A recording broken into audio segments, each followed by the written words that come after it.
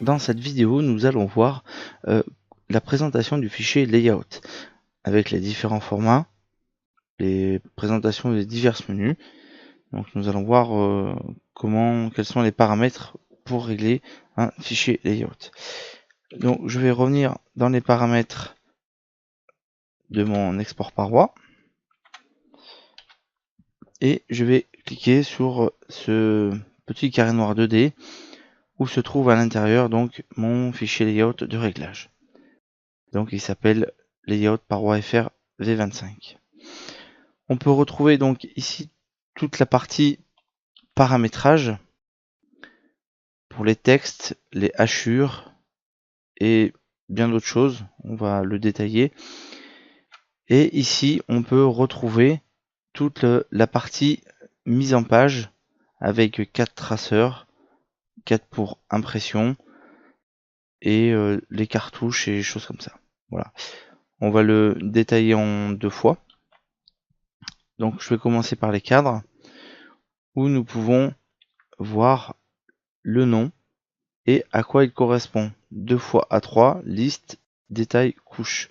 Donc j'ai bien deux formats A3 où il y a une partie liste qui est demandée, une partie axonométrie, vue en plan et représentation, structure côté référence, et ici une représentation côté opposé et une couche côté référence.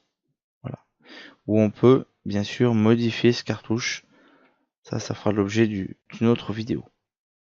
Voilà, donc ils ont tous un nom avec une particularité pour chacun. Voilà, nous avons un cadre traceur. On a un test pour tous les cadres, par exemple.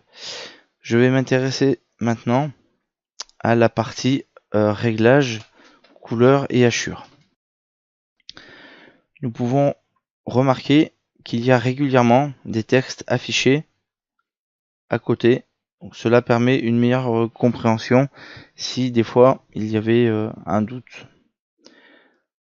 Vous retrouvez ici donc un modèle de ligne pour la représentation dans le cadre structure des éléments avec cote.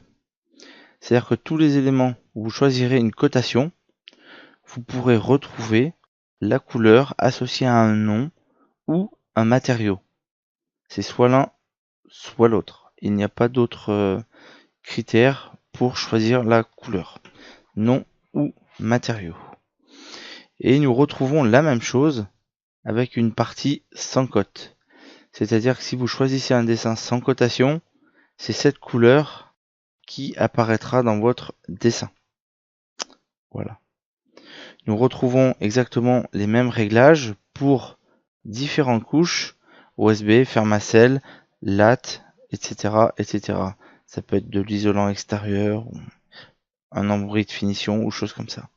Une partie avec cotation où nous retrouverons des couleurs et une partie sans cotation où, dans cet exemple, nous avons choisi de ne pas mettre de couleur. Nous retrouvons pour les éléments voisins, si on coche cette option, donc dans la partie export paroi, nous pouvons retrouver également un choix de couleur, de texte, de taille, que l'on peut changer comme on le souhaite, exactement comme nous l'avons vu pour la structure ou les lattes ou les tasseaux. Voilà. Pour la représentation des coupes, nous avons exactement la même chose. Donc nous avons déjà ici un fichier préparamétré avec des valeurs par défaut que l'on peut retrouver ici et des couleurs qui sont déjà prédéfinies avec un nom ou un matériau prédéfini. Voilà. Coupe donc verticale et horizontale. C'est bien notifié ici. Au niveau de la vue en plan, c'est exactement la même chose. Nous retrouvons un fichier avec des paramètres où l'on peut modifier la couleur, éventuellement le nom pour notre fichier. Pour le fichier voisin, les parois voisines, nous retrouvons exactement les mêmes réglages avec des matériaux différents et un paramètre par défaut un peu moins colorié que le paramètre standard. C'est ça, c'est un choix de notre part. Vous pouvez le changer bien évidemment. Au niveau des perçages, c'est exactement la même chose. Nous retrouvons dans cette partie donc l'option percement nœud doit être choisi. J'insiste bien sur doit être choisi dans la fenêtre des réglages 3D pour le DPP. Et nous retrouvons ces réglages qui se trouvent ici pour les perçages et en élévation ou en face avec ces réglages-ci. Vous pouvez directement les modifier, la couleur, le type de trait ou directement le type de symbole. À partir du moment où vous avez choisi, ce sera ces caractéristiques qui seront utilisées. Si vous choisissez ne doit pas être choisi, vous retrouvez toutes ces caractéristiques qui se trouvent dans cette case.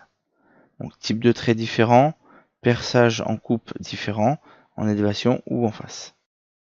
Voilà. Pour cette partie paramétrage. Nous retrouvons ici une définition pour les codes des ossatures. Donc vous connaissez cette fenêtre où vous avez un onglet cotation.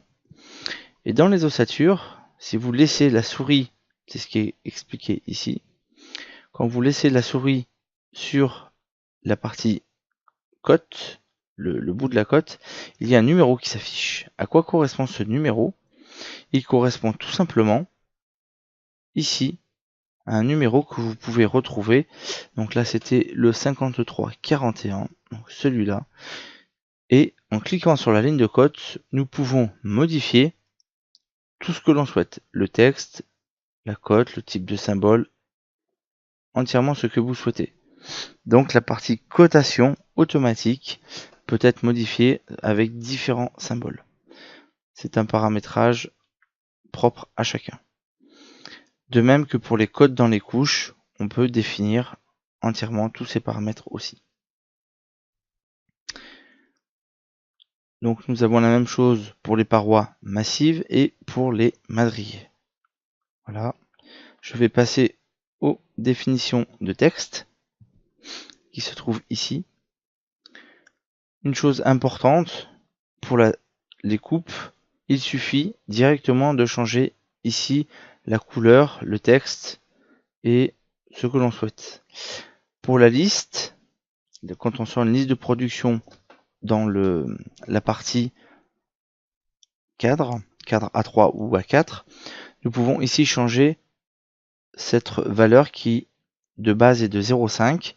Cela permet de réduire la hauteur et la largeur de votre liste. On peut jouer sur le texte, sur la taille de texte ou choses comme ça, mais on a aussi cette valeur qui est très importante. Il n'y a pas la même différence entre 0,5 et 0,6 que entre 0,9 et 1. Ça c'est très important à savoir. Ce n'est pas linéaire. Et nous retrouvons après une partie incrémentation où nous pouvons mettre le nom de la liste, le nom du dossier et le nom de la liste. Voilà. Tout est expliqué avec des textes à côté. Nous pouvons retrouver une partie donc dite variable. Ce sont tous ces paramètres que nous allons copier et non pas modifier. On va bien les copier pour les mettre donc dans notre cartouche pour faire notre réglage propre à l'entreprise. Donc on le copie, on le colle avec le clic milieu et après on le modifie. Texte, taille, couleur, on modifie ce que l'on souhaite.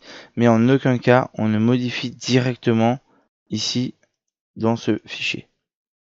Voilà. Cela fait partie d'un repère pour le logiciel. Toute cette partie-là, il faut prendre chaque élément que l'on souhaite faire apparaître dans notre cartouche et bien les copier. J'insiste, mais très important. Donc nous avons une partie logo, une partie calpinage où, pareil pour les murs, on peut éventuellement modifier donc les lignes et les modèles de lignes. pour les cadres. Dans un seul cadre A3, nous pouvons mettre plusieurs cadres. Ils sont représentés avec une taille unique. Pareil que pour le modèle de cartouche, il ne faut pas le modifier ici, mais bien le copier. Donc je copie et après je peux modifier sa taille en l'étirant avec la touche 7 de la valeur que l'on souhaite. Et à l'intérieur de ce cadre viendra se positionner l'élément désiré. Donc là nous avons une première liste, ça peut être une liste d'ossature, une deuxième liste, par exemple une liste de panneaux ou d'isolants, on peut imaginer ça comme ça, une liste pour la partie intérieure de tasseau et éventuellement une quatrième liste si on a des tasseaux extérieurs ou une partie bardage directement. Voilà. On peut rajouter donc 4 listes sur des parois par exemple multiples ou si on a une présentation avec plusieurs feuilles A3 pour un seul mur, on peut rajouter différents types de listes.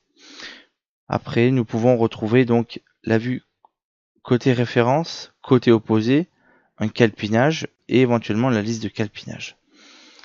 Après, donc, nous avons les couches côté référence, côté opposé et ainsi de suite.